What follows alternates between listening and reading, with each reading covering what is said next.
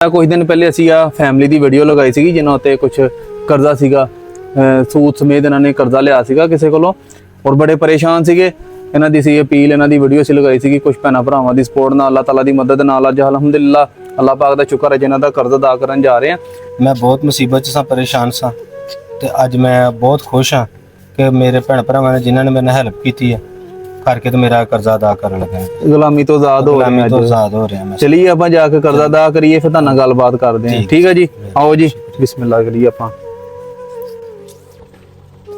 अच्छा जी ए भाई उन्हां कोल असीं आए हैं जिन्हां दा कर्जा अदा करना वा फैमिली ने ते अच्छा भाई जान तुहाडे कोल असीं कुछ दिन पहले भी आए सीगे ते इन्हां ने तुहाडे कोलों कितना कर्जा लिया? ना लगा 2,30,000 रुपया 2,30,000 रुपया वा। ਅੱਜ ਸਿਰਫ ਇਹਨਾਂ ਦਾ ਨਾ ਕਰਜ਼ ਅਸੀਂ ਅਦਾ ਕਰਨ ਵਾਸਤੇ ਆਏ ਹਾਂ ਅੱਲਾਹ ਤਾਲਾ ਦੀ ਤਰਫੋਂ। ਇਹ ਹੁਣ ਤੁਸੀਂ ਦੱਸੋ ਅਸੀਂ ਕੀ ਮੁਹੱਬਤ ਕਰਦੇ ਤੁਸੀਂ ਇਹਦੇ ਸਾਡੇ ਨਾਲ?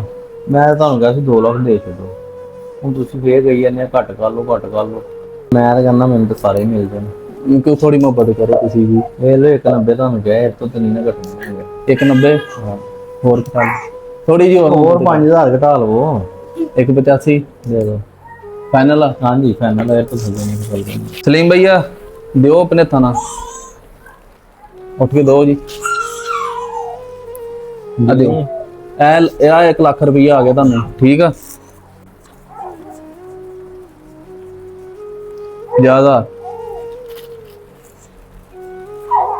1.5 लाख हो गया आ 35,000 रुपया ਐਵੇਂ ਹੁਣ ਤੁਹਾਨੂੰ 1,85,000 ਰੁਪਏ ਇਹਨਾਂ ਦਾ ਆ ਗਿਆ।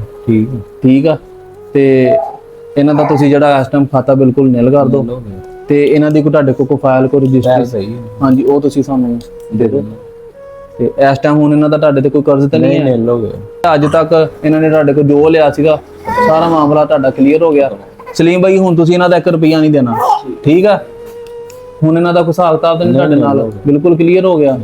ਆ ਇਹਨਾਂ ਦੀ ਭਾਜੀ ਰਜਿਸਟਰੀ ਹੈਗੀ ਆ ਇਹਨਾਂ ਦੀ ਫਾਈਲ ਰਜਿਸਟਰੀ ਆ। ਸਲੀਮ ਭਾਈ ਆਪਣੀ ਤੁਸੀਂ ਰਜਿਸਟਰੀ ਚੈੱਕ ਕਰ ਲਓ।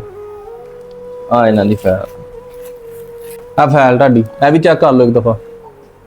ਆ ਤੁਸੀਂ ਫਾਈਲ ਆਪਣੀ ਚੈੱਕ ਕਰੋ। ਸਲੀਮ ਭਾਈ ਫਾਈਲ ਤੇ ਰਜਿਸਟਰੀ ਆਪਣੀ ਚੈੱਕ ਕਰ ਲਈ ਆ? ਠੀਕ ਹੈ ਤਸੱਲੀ ਇਹੀ ਆ? ਕੋਈ ਚੀਜ਼ ਇਹਦੇ ਚ ਮਿਸ ਤਾਂ ਨਹੀਂ ਓਰੀਜਨਲ ਚੀਜ਼ਾਂ ਲੱਗੀਆਂ? ਸਾਰਾ ਕੁਝ ਓਕੇ ਐ ਹੁਣ ਇਹਨਾਂ ਦਾ ਬਿਲਕੁਲ ਮਾਮਲਾ ਤੁਹਾਡੇ ਨਾਲ ਕਲੀਅਰ ਹੋ ਗਿਆ। ਠੀਕ ਹੈ ਬਹੁਤ ਸ਼ੁਕਰੀਆ। ਇਹ ਤੁਹਾਡੀਆਂ ਚੀਜ਼ਾਂ ਤੁਹਾਡੇ ਕੋਲ ਆ ਗਈਆਂ ਵਾ। ਚਲੀਏ ਆਪਾਂ ਚਲੋ ਜੀ ਆਓ ਜੀ ਚਲੀਏ ਆਜੋ ਜੀ ਆ ਪਾਓ ਜੀ ਛਾਪਾ ਤੇ